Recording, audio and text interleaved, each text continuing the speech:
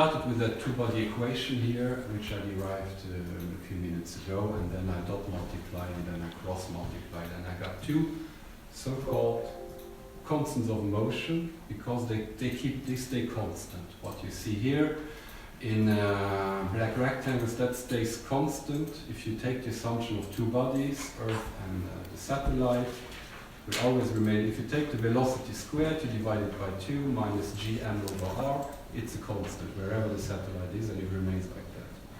That's something it's a useful result we can build on later. Same on the right-hand side for the cross product of the position and velocity vector. It's another vector that always points in the same direction by the definition of the cross product. So this is what we just did, and now what we will finish today is we take again, we do the same, we take again this two-body equation of motion. And again, I'm saying in the paragraph that we want to solve it, but it is damn difficult, so we're not going to solve it. But for the time being, we'll do another simplification and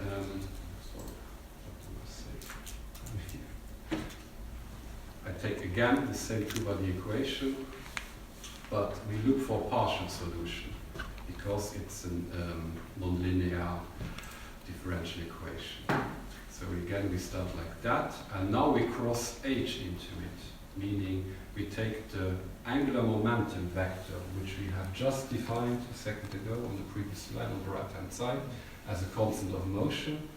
Now we take that vector and we take the cross product of that vector with the two-body equation. Then again, if you do a sequence of vector operation, pretty simple, but you get to another nice result. I'm just going to go through some of these technical vector operations with you, but what is important is that you take in the beginning this two-body equation of motion, you cross multiply it with h, and then you simplify, and then you get a nice result at the end, which we'll get in a second. But then, so just to show, if you cross h into the equation, you get what you have in the middle here. R double dot times h equals mu over the norm of r to the cube times h cross r, where the left-hand side is equal. Here you have to recognize that the left-hand side of this equation is equal to the time derivative of r dot cross h. That you have to see. Excuse me. Are we absorbing the negative sign to make it h cross r from r cross h? Yeah, actually, we are absorbing the negative sign by inverting. I mean, typically, you would do r cross h, and here too r cross h. But as you might know, the cross product is not commutative. R cross h is not h cross r, it's minus. Yeah. That's where the minus goes in. Good question. But then on the bottom hand, you can see where the left-hand side is equal to that. That you just have to see that if you take the time derivative of r dot cross h, you will get this. Because you will get the factor r dot cross r dot, which is 0. If you take the cross product of twice the same vector, it's 0. So that's why the left-hand side simplifies to what I give on the bottom left. Now we take here on the right-hand side, and that can be reformulated as what is followed. I invite you to go over that at home, but it's also just simple vector operations. Now if you note that mu times the time derivative, and then you have to note that what you have on the very right here. So here you take that, you start with the right-hand side here, you do some simple operations, you end up with this, and now you have to note that mu times the derivative of the unit vector is equal to this. So the unit vector is r over norm over r, so r over norm of r, and the time derivative of this is equal to what is on the right-hand side on the top. And then, if you continue, and if you integrate on both sides, you get what you have on the top left. This equation, and using vector operations and some other, using basically what you have on the top right, you dot multiply this equation by r again, and then you get what you have in middle, h squared is mu r plus r v cos nu. And that you can rewrite as the following. And that's the main result maybe of this first lecture. So this, you get it by just doing operation on what we started. But then what you have to see is that this is equal to this in its form, in the sense like we both have r on the left-hand side, and if we replace, I can show it, we see that p, if we assimilate h squared over mu with p in green, so the green and the orange factors, then we can see that the two equations are the same in form. And now it's actually what is interesting is that the top equation, we got it by starting from the two-body equation on the last slide, and the bottom equation comes from somewhere completely else. That has nothing to do with what we did so far, but this is just known, it's also saying here in blue, we'll just accept this for a moment. This is the classical polar equation of a conic section. And then you actually find that r, meaning the position of the satellite, obeys to the equation of a conic section. Get to a second what a conic section is. That's maybe the main takeaway for today. But that's, let's say, the main result that these two look the same and are the same at the end. Where you then can see this again, this equation is the same than here, but now with a figure. You can see r equals p over 1 plus e cos nu, and e, we call it the eccentricity. And you have a few different range of values e can take. Yes. So actually we come back to Kepler's second law. Yes. Yeah. But now we prove it. Whereas no, but he's right. So we get back to it, but now since only using derivatives, I mean we did derivations here, we did vector operations, this came only from Newton onwards. So what we did today is we used Newton's mathematical ensemble of calculus to prove something Kepler intuitively came up with. And we're going even further because Kepler only recognized the ellipse, meaning the second case here. But what we are proving now is that in theory an orbit can also be a circle with e equals 0, and it can be other stuff, which we will see in the next lesson. Can be, maybe that's my final slide for the day. It can also be a parabola and a hyperbola, depending on e.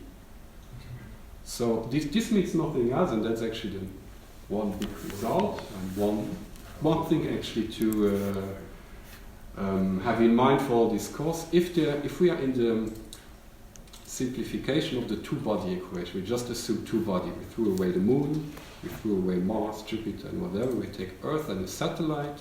We neglected some time ago the mass of the satellite. Then we find that whatever the satellite is, wherever it is, if you take just two bodies, it is either a circle or an ellipse or parabola or an hyperbola. And that's actually a big result. Yes? Is an example of parabolic orbits comets? Yes.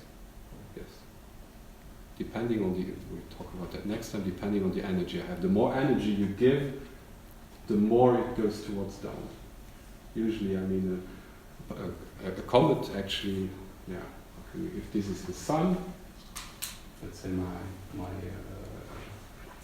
drinking glass is the sun, I mean, Earth is just going around it on an ellipse, which is basically with e close to 0. So Earth is almost a circle. 95%. I mean, the eccentricity of Earth is 0.05. If not, we would have like really different. I don't know. You mean we would feel it? Yeah, I mean by the temperature probably. Yeah, but I mean we would have more pronounced seasons indeed. If the eccentricity of Earth was bigger, we would have a hotter. Well, the difference between summer and winter would be. Is it the actual tilt that are the seasons? Amongst others, mainly the actual tilt. Yeah. But the distance too. But you're right, the actual tilt, I didn't want to mention it now, but the actual tilt determines the seasons even more. And we would also have shorter and longer days because of Kepler's second law, I showed you in the beginning, the law of equal areas. The closer you are to the sun, the faster you go. Mm-hmm. So actually, if you take into account the... I'll get back to that next time. Okay. No. Yeah, all I wanted to say here, any body that is going around another body, let's say here, on the focus we put the sun for a second. Here we have the example of the ellipse, where again I'm introducing two more parameters, nu, which is the true anomaly. This is the angle between the closest point between the focus and the orbit. That's nu, and the actual point. Let's say here is the sun, here is our Earth, or we could also say here's Earth, the central body, and the satellite, and so nu is that angle. P is the distance if you go from the focus vertically up or down, so that's P. The parameter, the semi-latus rectum it is called, or also the parameter to simplify it. And the eccentricity E we have already seen. So these three guys, P, E, and nu, make up the equation of the conic section. Sorry, what's the P again? Is the distance P between is the distance between the focus here, Yes, and if you go vertically. but vertically until where? Like until the orbit. So this is like a constant depending on the like if the Depending on orbit the is- ellipse, imagine you could picture an ellipse that's much more, how you call it, Narrow. Yeah. narrow. Okay. Then P would be much smaller. I mean, I could. Because the angle changes depending on the point where we are right now. With like for example, if like Earth and Sun, the angle changes, right? If let's say the central body is Sun, Yeah. the planet is Earth, then as Earth goes around, nu changes, but P always remains the same because P just specifies the ellipse you happen to be on. Mm-hmm. If there is another ellipse, I mean, I don't know if I had a pen, I would draw a few ellipses. You have narrow ellipses, you have ellipses that almost resemble a circle. So if eccentricity approaches 1, your ellipses become more narrow and more elongated. Mm-hmm. And then you can see that P would also be smaller. Yeah, I'll have a few examples of ellipses later in the course. EV equals 1, it's a parabola. That means it's not an ellipse anymore, but you actually can picture. I'll show you this actually when we stop there. Or in time. 15. We're done. So one more slide. I'm just showing the result. We are getting to conic sections, and these are conic sections.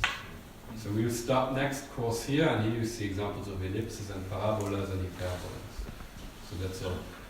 Not going to go into detail even now, just so for you know where we're going to start next time. We actually proved today. We proved today that in the limit of the two-body problem, all motion is on a conic section, or based the classical conic equation of conic sections, which is either circle, ellipse, parabola, hyperbola. That's all for it today. Thank you. Thank you. Well, we have the lectures. We'll get the lecture from Moodle.